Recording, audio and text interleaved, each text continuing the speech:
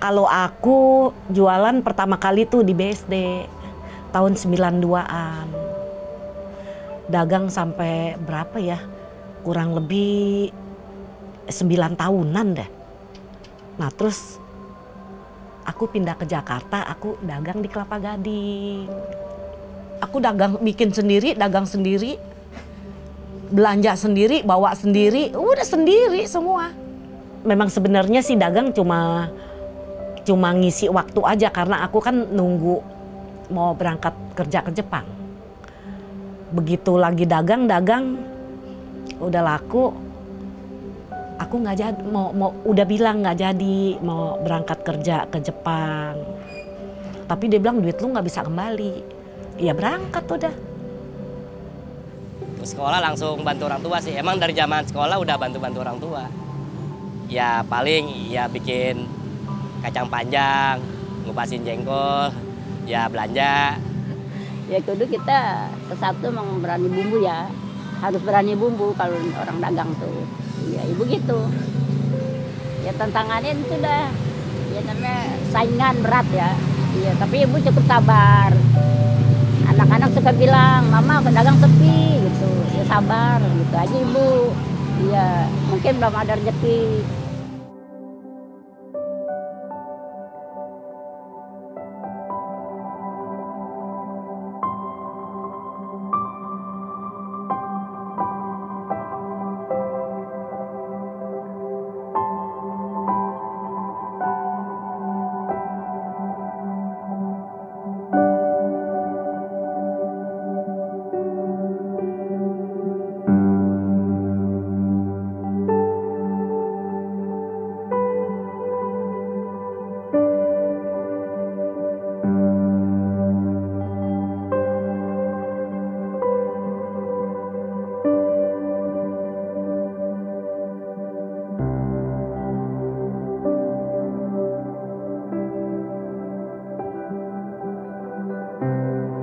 Betawi adalah etnik, Jakarta adalah nama lokasi yang berkembang dari zaman dahulu. Itu disebut namanya dulu kan Salakanegara, kemudian Tarumanegara, kemudian berubah lagi menjadi Bandar, kemudian Bandar itu berubah menjadi Sunda Kelapa, Sunda Kelapa berubah lagi menjadi Jayakarta, Jayakarta berubah lagi menjadi Batavia, dan akhirnya menjadi Jakarta. Itu adalah perkembangan nama lokasi, nama tempat yang akhirnya menjadi nama kota.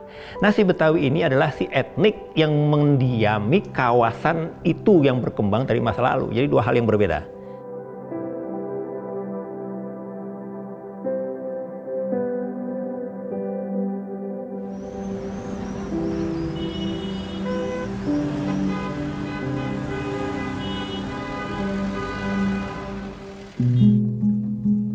Di balik hutan baja yang menjulang tinggi, terdapat kehidupan sedap yang menanti. Para penjajah kuliner Jakarta, penyuplai energi bagi pergerakan manusia kota.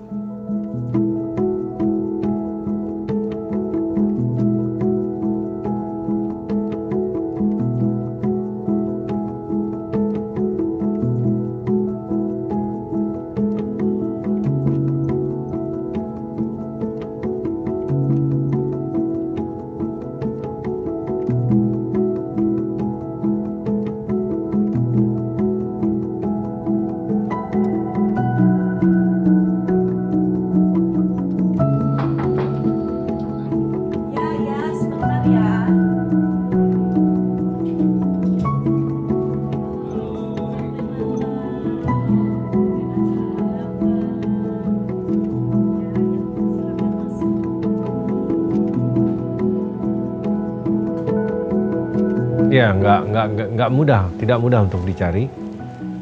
Dan juga ya jarang sih memang ngelihatnya. Yang saya tahu itu, dia adalah gerobak, tapi suka mangkal di perumahan, dekat jalan besar. Kita ke rumahnya, ya, something else. Jadi kita manggilnya apa nih? Ibu boleh, jangan bapak. Ibu siapa? Ibu siapa? Ibu Cinlun. Ibu Cinlun. Cinlun. Cinlun. Oke. Kenapa jualan Rujak ini? Juhi. Rujak Juhi. Ya jualan cari uang lah. Enggak, tapi awal mulanya ya. Awal mulanya. Kalau awal mulanya kan memang saya tuh dari kecil kan tinggal sama nenek. Oh, Jadi dulu nenek yang jualan sebelum aku lahir. dari sebelum lahir. Iya, begitu saya lahir gede kan, nah saya baru tahu tuh nenek jualan. Sama anak-anaknya mama, sama kakaknya mama, cicinya mama. Oke. Jualannya tuh di Senen. Oke. Terus kalau cici mama di Keramat Bundar dulu, zaman Keramat. dulu. Ya. Kalau mama di proyek Senennya, Tapi jualannya tiap hari kan? tiap hari. Bukan hanya hari Senin. Itu Tapi- semuanya nenek yang mulai pertama kali. Nenek yang bikin, Oke. Oke. Oh, nenek yang bikin terus didistribusikan gitu? iya, Oh, sama jadi- anak-anaknya. Jadi nggak buat di tempat ya? Yang di Buatnya Keramat itu buat di tempat? Buatnya di rumah. Buatnya di rumah. Oke. terus dagangnya Dagangnya kan ada tiga tempat. tempatnya. Didistribusikan ke Iya. 3 tempat. Nenek tuh dagang saya ya belum lahir. Dari tahun 52. Nah terus ya saya lahir apa ya dari kecil jadi tahu kalau nenek jualan. Yang bikin nenek, yang jualan tuh mama, kakaknya, cicinya gitu. Nah terus dia orang udah pada nggak ada, tinggal cucunya. Nah kalau cucunya itu kan yang lain nggak mau dagang karena kan memang kalau dagang kan capek dagang. Ya udah kita kan nggak maksa. Nah kita yang mau ya kita dagang lah. Berarti bisnis keluarga ya udah Dari dulunya, iya. nenek ke ibu, baru sekarang ke Iya. Nah, 3 sekarang generasi. Ibu Cinlun ambil yang mana nih? Dari 3 itu sekarang bisa jadi di sini ini gimana cerita? Karena kan semuanya kan udah pada nggak ada, Udah pada nggak ada. Heeh. No, keturunan mereka tidak melanjutkan? nggak ada, Oh, nggak mau. Nggak mau. Jadi ini yang nerusin itu kakak saya, Oke. tapi sekarang udah almarhum. Oh. Oke. Nasi uduk akan selalu menjadi comfort food. Dan bukan cuma nasi uduk ya. Nasi uduk itu versi Betawinya atau versi Jakartanya nasi dengan unsur kelapa.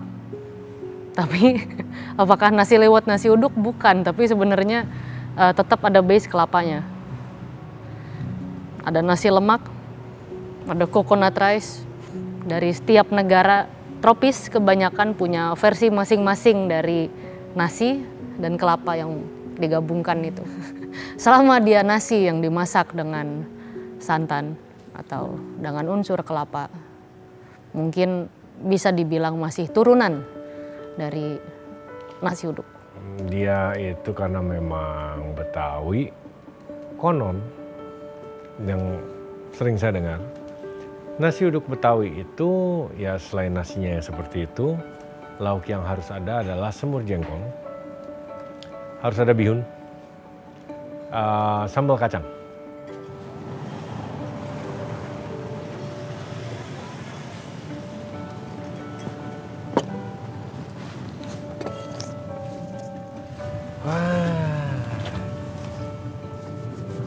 Wah, tunggu minum ya. Banyak juga ya? Banyak banget. Tapi saya pengen semuanya gitu. Iya, ini tadi yang diambil semua yang disuggest sama abang ya, katanya harus cobain semur jengkol sama pepes teri. Iya. Kalau semur jengkolnya udah pasti. Kan Betawi banget.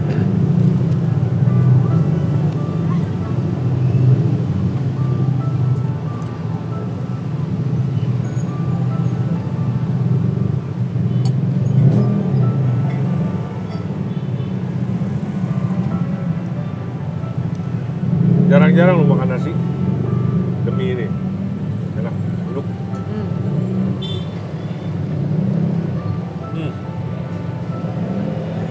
Emang juara sih semur jengkolnya.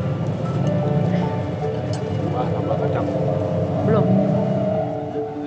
Nama saya Ahmad Faisal. Saya generasi yang ketiga. Masih usaha orang tua sih. Ya gue sekeluarga, ya kalau nggak capek nggak makan. Ya jangan sampai mati aja ini usaha. Ya sampai kapanpun terus berjalan. Resep dari orang tua itu. Dulu kan orang tua ibu dagang nasi, turun ke ibu. Kalau zaman orang tua ibu pakai kembang pala. Duka-dukanya, waduh perih dah. Ibu udah ngerasain jatuh bangun. Iya, ketabrak mobil truk, hampir rubuh.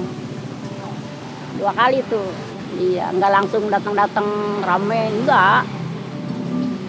Ya sepi dulu, ya maklum dan naik persaingan banyak ya. Iya. Si nasi uduk ini sih sebetulnya ya, memang menurut cerita engkong-engkong kita masa lalu itu adalah masakan mereka, asli dari masakan mereka. Adapun pendapat yang mengatakan bahwa si nasi uduk ini dari kebiasaan orang Jawa atau orang itu nggak ada kaitannya ke situ. Nah, kita menciptakan itu sebagai masakan pelengkap dari ritual. Jadi kawan-kawan kita dulu yang terutama kawasan-kawasan yang ada di pesisir, itu kan mereka adalah nelayan. Si nelayan inilah yang kemudian memproduksi alat-alat nelayan. Salah satu yang diproduksi yaitu perahu nelayan. Nah, ketika dia akan membuat perahu, dan ketika nanti perahu itu sudah jadi, mau ada upacara pelepasan perahu baru, maka itu salah satu menu yang disuguhkan pada upacara pembuatan dan pelepasan itu adalah nasi uduk. Saya tuh buka di BSD. BSD? Di BSD, dulu kan saya tinggal di BSD. Dulu tinggal di BSD? Ya, 11 tahun. Terus preparation, buatnya di rumah itu, anggap untuk cepek, untuk 100 porsi, berapa lama? Bisa 5 jaman. 5 jam? 5 jam. Sore aku rebus kentang. Nanti tengah malam aku baru kupas. Aku goreng. Ngupasnya kan itu bisa jam 12-an, jam 1. Nah jam 10 itu aku ngebumbu dulu. Abis kupas kentang, goreng kentang, baru aku rebus mie. Abis rebus mie, itu adek yang rebus mie. Bagiannya goreng kentang, rebus mie, tuh adek saya. Terus abis itu dia ke pasar jam 3 pagi. Kalau aku bungkus bumbu, urusannya ngiris kentang, cuci selada, siangin selada, dia juga yang racik setelah paginya. Nah kemarin kan kita ada pandemi nih, apa yang terjadi pada saat pandemi tersebut? Apa yang buat dagangannya ini efeknya gimana? Kan emang nggak dianjurkan dagang. Ya udah saya di rumah. Di rumah terus? Nggak ngapa-ngapain. Sebulan, 2 bulan, 3 bulan, uang kan keluar terus. Yang udah ada keluar. Terus anak, nih, kan yang nelfon, aduh yang WA, yang nelfon terus. Cik lu dagang di mana? Cik lu dagang di mana? Gue pengen beli. Terus anak saya bilang, gimana kalau kita lewat WA aja, kita pakai Gojek. Terus saya bilang boleh, langsung kirimin WA. Semua pada mesen, sampai kelupaan chef. Apa tuh? Totalnya 600. Sehari? Ya itu pada saat itu. Saya sampai akhirnya semuanya pada tepar lah. Iya pasti. Pada sakit, saya juga sakit. Ordernya 600. Pandemi nggak bisa jualan offline gitu. Jadi saya bilang ke Mami awalnya, Mi kita coba yuk jualan online gitu. Karena kan ngelihat orang semenjak pandemi semua online gitu. Karena biar nggak banyak kontak sama orang gitu. Jadi saya mulai share di IG, terus memang dari dulu saya udah bilang Mami, Mi kalau misalkan ada orang nanya nomor handphone, di-share nomor handphonenya. Jadi kita punya database orang gitu, jadi punya kontak orang. Sewaktu-waktu memang itu akan diperlukan dan ternyata benar kejadian pas pandemi itu ngaruh banget dan berguna banget. Jadi bisa share PO ke customer dan mereka juga order karena memang semua kan pas pandemi kan online gitu. Sebelum itu kan saya tuh rencana mau ke Jepang, mau kerja. Jadi saya mau kerja, saya mau batalin ke Jepang. Nggak bisa, duitnya hilang. Waktu itu kan 45 juta ya. Ke Jepang mau ngapain? Kerja. TKW? Iya. Oh. Iya dibilang TKW Iya, sih. maksudnya kan pakai berangkat agent. sendiri. Oh, berangkat sendiri atau pakai berangkat agent? sendiri. Tapi udah ada yang mau terima? Ada saudara. Ada saudara, oke. Pertama kali dateng di Nagoya, pabrik plastik.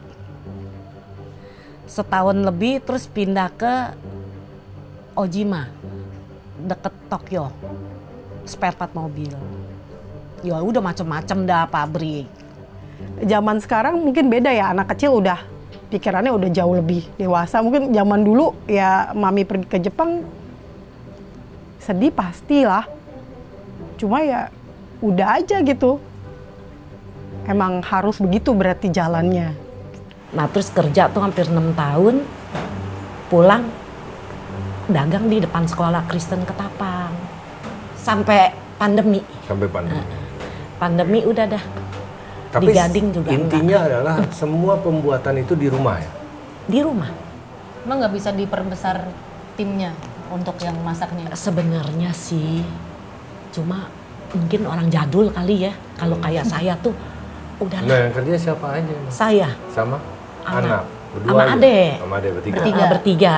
Sama suaminya suka bantuin berempat. Bantunya ya kupas kentang kalau pagi, kalau gelap-gelap gitu. Terus digoreng, malam digoreng, terus setelah dikupas ya digoreng. Setelah selesai itu masak mie. Habis masak mie langsung ke pasar. Udah sih itu bantunya gitu doang. Emang racik lah. Emang racik. Nah itu dia, kadang-kadang suami saya bantuin beli kacang. Kan berat kan itu kan. Biasanya yang beli dia kalau kacang. Kadang-kadang saya bantuin juga di Ketapang, kadang-kadang enaknya aja gimana, kadang-kadang kesana kesini juga. Bantuin saya selalu. Ya udah setia sampai sekarang. Kita bisa cobain? Ah, boleh dong. Udah disediain. Mau. Tapi jangan galak-galak ya, Step ya. Ntar piringnya jangan dilempar. Enggak, juhinya saya lempar. Itu kan Juhinya saya lempar. Chef Juna Ke perut. emang gitu Bu, dia suka lempar-lempar piring. Iya. Saya sampai deg-degan deh. Iya. Buset. Terus dia kalau ngelempar tuh Loh, rapi deg-degan Bu, kayak saya. frisbee gitu. Nah. Gitu. Deg-degan saya mau datang apa deg-degan Piring dilempar. orang order 600?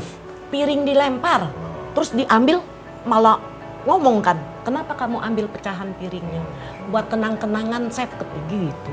Jadi ibu nggak mau punya kenang-kenangan? Hah? Nggak mau punya kenang-kenangan? Makanya lempar piringnya. Siap.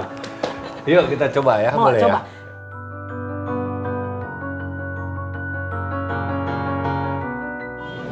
Mereka ini udah dari tahun 80-an kalau nggak salah. Yang ada di sini. This one. Nanti coba kita tanya. Oh, family business kali. Family business.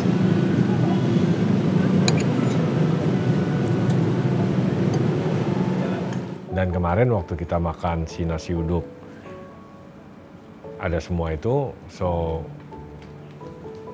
pas, beneran nih. Dan juga memang kayaknya semur jengkolnya beda deh. Sama misalnya kita ketemu di warteg gitu, semur jengkolnya beda. Ini jauh lebih pekat, lebih somehow Betawi gitu ya. You know. Saya juga kemarin nanya, apa yang membuat nasi uduk Betawi itu nasi uduk Betawi? Karena nasi uduk kalau nasinya aja, I'm very sure nggak cuma rakyat Betawi gitu kan yang makan, ada banyak gitu nasi uduk. Ternyata itu dari lauknya, kondimen pendukungnya. Ada yang bilang biasanya pakai sambal kacang, tapi ternyata yang lebih identik lagi itu di semur jengkol. Harus ada semur jengkol. Pepesterinya sih I think my favorite. Ya, kalau jengkolnya? Jengkolnya enak. Padahal usually jarang ya nyari jengkol. Pesan jengkol tuh jarang. Kalau ada aja. Enggak. Ternyata yang mengelola adalah anaknya, si Faisal. Tapi yang masak di rumahnya itu adalah si istri Bang Sahal itu, Bu Yani. Yang kebetulan setelah kita ke sana mereka datang sekeluarga dan kita silaturahmi. Gitu. So they actually cook in the house, dibawa sampai setengah tujuh malam tuh baru ditaruh di tendanya sampai habis. Kalau nggak habis mungkin sampai jam 3 pagi seperti itu. Sampai jam 3 pagi maksimal tuh kalau nggak salah ya. Tapi kalau udah habis duluan ya udah pulang. Hanya orang pesan apa ya udah ambil seperti itu. Itu ternyata di belakangnya masih rumahnya ya. Jadi mereka masaknya di rumah, terus sudah selesai bawa keluar. Semuanya friendly and welcoming. Kita sempat lihat-lihat berbagai macam jenis makanannya, sampai dimasakin juga ya. Udah dibuatin rendang lah macam-macam. Kita udah buatin rendang. Ayo chef semuanya makan gitu. Waduh. Jadi abundance of food ya. Ya alhamdulillah berkah, semuanya berkah.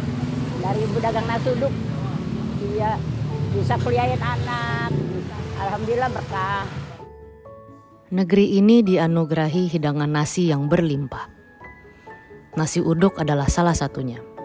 Hidangan yang nyaman, racikan pesta tekstur dan rasa dalam sebuah piring, di mana aroma santan yang gurih, ulekan sambal yang mantap, juga pugasan lain beraneka tekstur. Dari hidangan khas komunitas, nasi uduk bertransformasi menjadi makanan esensial masyarakat Jakarta. Wih, langsung ya? Iya. Wah, Ibu udah siap banget ya nih, yang nggak bisa pecah gitu. Iya, takut dilempar. Jadi kalau nggak enak saya gigit aja ya. Digigit juga jangan juga. Nih Timun, chef. selada. Dulu ini nggak pernah pakai selada, Oh, pakai apa dong? cuma timun. Oh, Jadi idenya siapa si Siapa? Dorce. Hah? Idenya Dorce. Almarhum Dorce. Iya. Jadi dulu kan dia suka pesen. Oke. dulu Begitu Customer. iya, begitu dia pesen, dia ke pasar. Begitu ke pasar dia lihat selada cakep-cakep. Akhirnya dia beli selada. Terus dia telepon, Cici pakai selada enak. oh jadi dia udah beli sama dia ditambahin selada. Iya. Nah, jadi itu tahun berapa? Dia Tahun ngasih 80-an. masukan. Dia ngasih masukan pakai 80-an. selada aja udah 80-an. Iya, tahun 80-an. Ibu dari kapan sih mulai megang rujak juhinya? Saya sendiri, kalau saya sendiri sekitar 92-an. 9. Sebelum ke BSD. Setelah dari BSD. Justru di BSD. Di BSD, pertama kali di BSD. Iya. Jadi kentangnya diapain? Direbus, digoreng. Lucu ya, Direbus terus digorengnya, digoreng? Iya. digorengnya utuh gitu. Bulat-bulat. Kayak Direbus orang. terus digoreng. Iya. Supaya dapat tekstur luarnya ini, Bu ya. Iya, betul. Widih. Ini bisa dibilang nggak terlalu banyak ya Bu yang jualan rujak juhi? Sebenarnya banyak loh. Sebenarnya banyak. Maksudnya banyak tapi kan nggak Kita nggak tahu aja. Iya. Tapi nggak ya. Cuma kan memang nggak sebanyak gado-gado Iya, betul, ketoprak betul, iya. gitu. iya. Bener. Kalau itu Kalau mau diadu sama gado-gado, memang ini lebih jarang. ini satu porsi segini nih. Ini juhi. Iya. Oh, iya. Nah, terus kasih bumbu.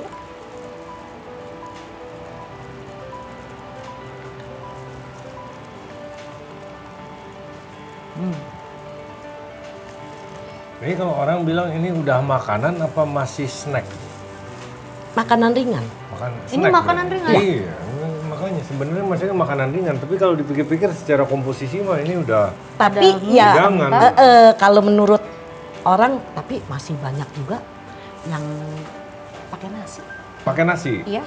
Oh, itu udah langsung gitu. Kalau nggak pakai nasi, makannya 2 porsi.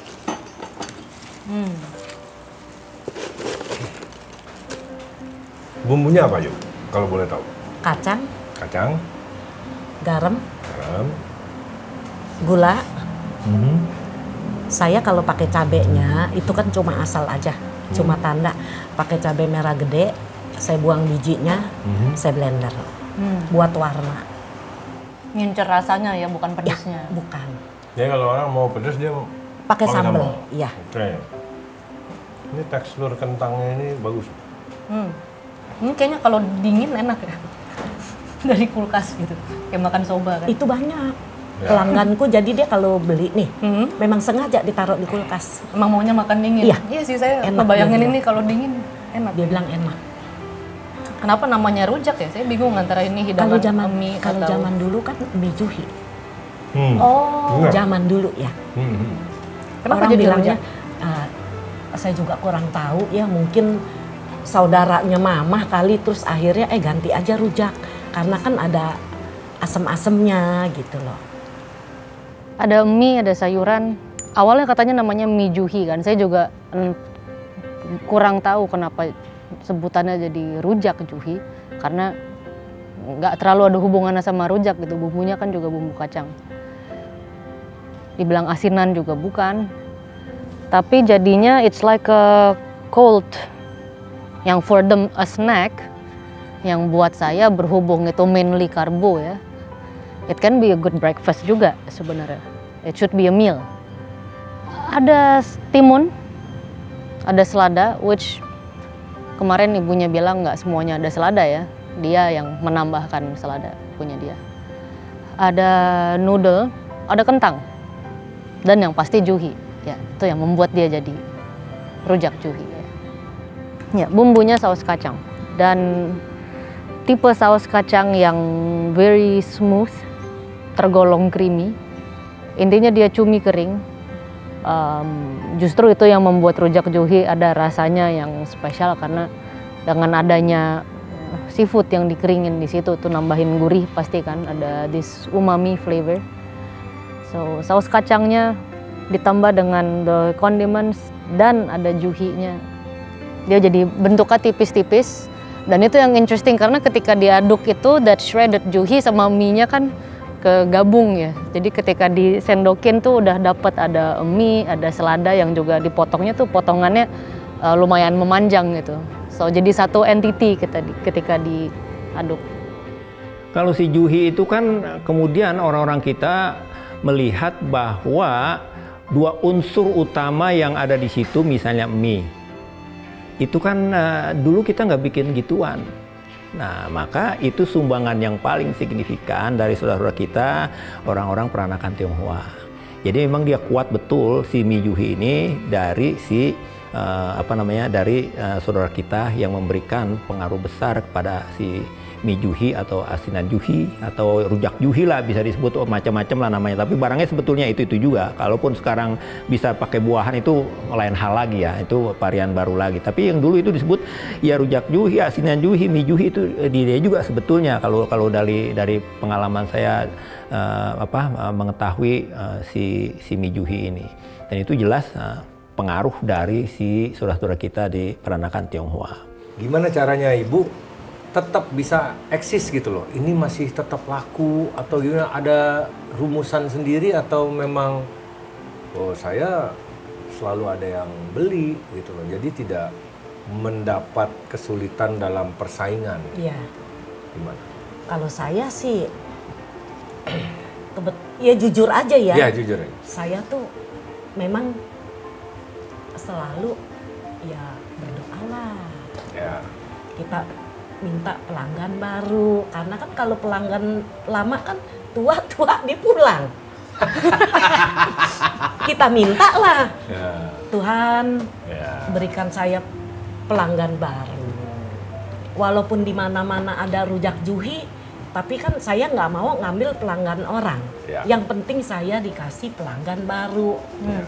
Padahal intinya ngambil juga. Itu tuh. Ya itu kan masalah selera. Itu dong. ya. Kan persaingan bebas. Betul. Siapa saja boleh berjualan barang yang sama selama tidak sikut-sikutan, selama tidak saling menjelekkan. Masing-masing. Iya. Tukang baju aja yang baris-baris. Iya, dibiarkan kepada customer-nya dong untuk memilih mau beli di mana. Dia talkative, sangat talkable.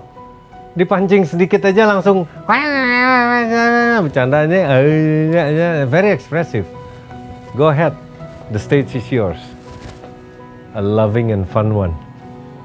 Punya karakter ya.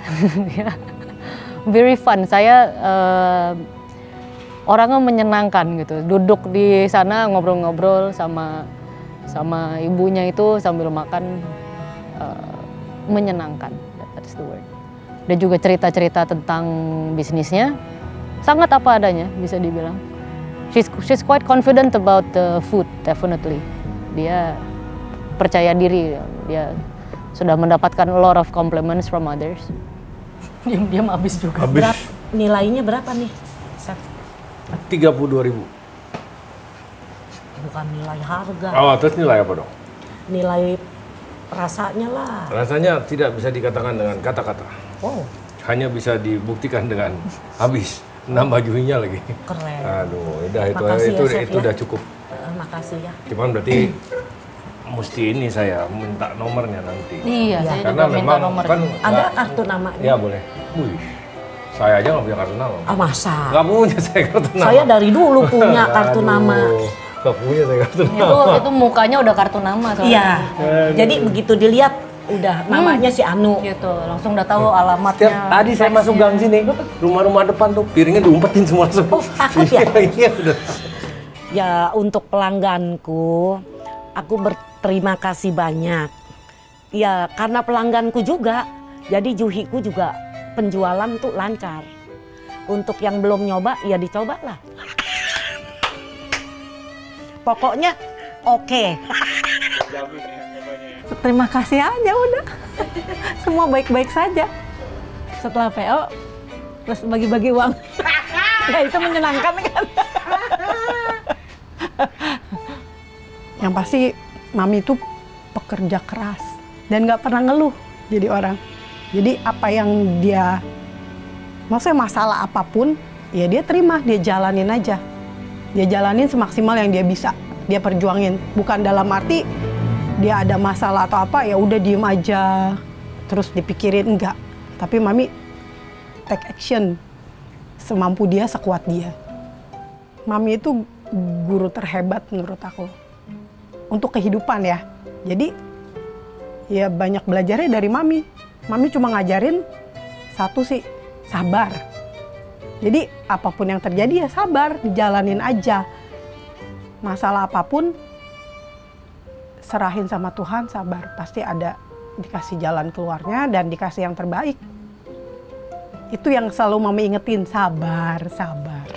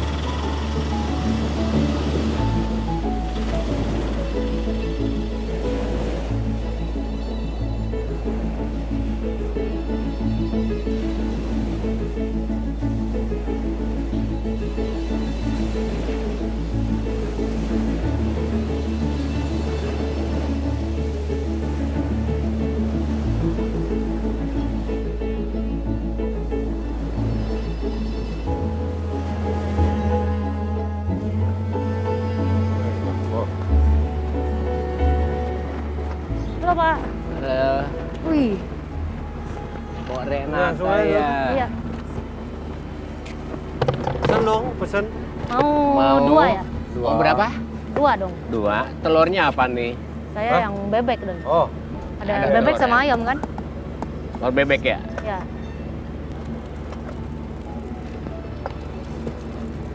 jadi jualnya kerak telur aja, Pak? Iya, cuma kerak telur aja saya. Udah berapa lama? 30 tahun ada, Bang. Wah, Iya. 30 tahun. Serius. oh, saya pikir saya lama di kitchen. Ternyata lebih lama lagi masak. 30 tahun. Jadi sehari bisa jual berapa porsi? Kalau hari Minggu 50-60 ketemu, Bang. 50-60? Iya. 60 loyang. Kalau hari-hari kerja paling ya 30, 20 ketemu. Belajar bikinnya di mana Pak? Ini dari Babe, Po. Dari Babe? Iya. Ya, turun temurun ya. Babe dulu jualan juga gitu? Iya. Itu alatnya khusus, namanya apa Pak? Inovasi Bang, belum ada namanya. Oh. Bingung namain apa nih. Itu Buat ngaduk itu. spatula Iya. bengkok. Ini dari rotan. Rotan. Iya ini. Oke. Soalnya dia enak lentur Bang. Kalau pakai sendok aja gitu nggak enak. Agak ini kaku nih. Kaku ya? Ngaduknya ini. Sebelumnya pernah nyoba belum ini? Pernah? Pernah. Pernah. Suka. Suka. Pas kecil suka makan. Aduh, berarti udah lupa dong rasanya. Soalnya kan sekarang juga udah jarang juga ya. Maksudnya jarang. nggak ada di mana-mana juga gitu. Tapi alhamdulillah sekarang tiap hari ada, Po. Udah. Ada ya? Iya ada.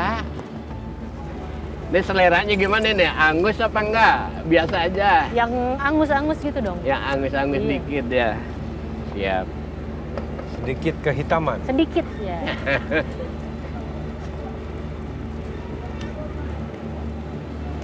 Nah, kayak gini ya. Boleh, Lagi? boleh. Ini beneran kental banget ya sama adat Betawi ya. Nah, Budaya kerak telur ini. Iya emang inan Betawi, Bang. Iya, Khas maksudnya Betawi. emang Pas banget. kental banget. Jadi Iya. budayanya juga dapet. Dan lumayan paling terkenal ya. Kayaknya kalau orang yang nggak tahu banyak tentang makanan Betawi itu ditanya apa? Pasti yang paling pertama dijawab Kerak kerak telur. Ini juga salah satu ikon Betawi, Po. Iya. Dari kerilapan itu. Masuk deh. Ini potong-potong. Saya udah lama banget nggak makan kerak telur, makanya sampai Ya, insya Allah doyan. sampai Nah. lupa rasanya. Nah, diingetin lagi nih rasanya kayak Iya. gimana ya. Ini basically telur, nasi. Nah, ini bahan-bahannya, Bang. Nah, Beras ketan. Beras ketan Beras itu ketan. direndam aja kan? Udah saya rendam semalaman. oke. Iya, oke. Ini ada serundeng. Rendeng. Ini amat telur. Telur. Ini bahannya. Nah, ini bumbunya nih. Ada ebi, garam. Oh itu ebinya udah dibubuk. Udah dibubuk. Lada, Hmm. penyedap bila perlu. Ya. Bila perlu. Dan Oke. yang dua ini, sebagai toppingnya ini saya bilang serundeng kering sama bawang goreng. Serundeng kering Itu bawang buat Bedanya penyajian. serundeng yang itu sama yang diaduk ke dalam apa? Ya, itu Ini serundeng lebih juga. ini kayaknya, lebih Heeh. Kalau lebih itu dimasak garing gitu. dan lebih garing iya garing sama lebih Nah, bubuk. seperti ini penyajiannya. Nah,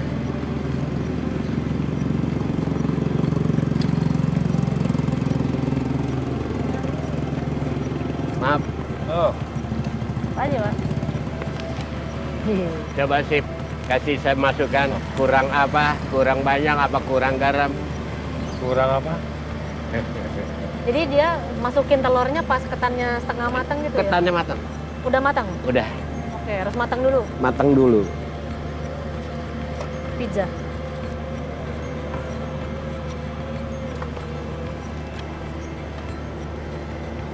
Ini mau bikin lagi? Iya, Coba satu pakai telur ayam. telur ayam Siap, dibungkus ya. siap. Gimana sip? Mantap. Enak. Mantap. Alhamdulillah. Manis, gurih, asin. Oke. Gimana asinnya? Cukup? Cukup. Alhamdulillah. Si kerak telur ini kan memang ada pengaruh-pengaruh dari luar ya, nggak serta-merta dia menjadi kuliner di sini. Menurut beberapa engkong-engkong kita yang pernah masa lalu hidup malang melintang di dunia pasar, di dunia kampung segala macam, itu mereka memang menemui kebiasaan itu pada masa kolonial, gitu ya. Pada masa kolonial kuliner ini muncul dan memang dilihat dari unsur atau bahan-bahannya itu, maka dikenalilah oleh mereka maka makanan itu tidak semata-mata untuk orang-orang biasa seperti saya. Orang kelas menengah bawah itu rata-rata entar dulu lah untuk makan itu. Karena kenapa begitu? Karena dikenalin dari model-model bahan-bahannya. Dia kan dari beras ketan, kemudian dari beras terutama beras ketan, kemudian dari telur bebek, kemudian dari ebi, kemudian dari macam-macam olahan-olahan seperti itu. Dan itu makanannya nggak umum di tengah-tengah tenggorokan masyarakat biasa. Jadi satu porsi satu telur ya pasti? Iya. Kan ada beras. Ada Snacking mah enak. ada ketan. Snacking, pakai kopi. Ya. Ya kalau dulu kan orang pada nyarap ini apa? Ketan urap, tahu nggak ketan urap? Tahu. Iya. Itu sarapan. Itu juga udah jarang. Iya jarang. Itu sama tempe goreng udah indah. Nagih ya. So, kemana kita habis ini? Loh, yang tadi. Indonesia Timur. Beneran nih? Beneran. Yuk, fix. Bener ya? Yuk. Oke. Makasih Pak ya. Oke abang. Tekstur renyah dan kenyal, berbulir dan berserpih. Aroma manis dan aroma asap, sensasi panca indera dan rasa saat menyantap kerak telur. Hidangan ini sederhana, ringan, namun dirindukan. Nasi uduk yang berlimpah, rujak juhi yang semarak, dan juga kerak telur. Bagian dari esensial identitas kuliner kota yang tak pernah berhenti bergerak. Kota raksasa bernama Jakarta.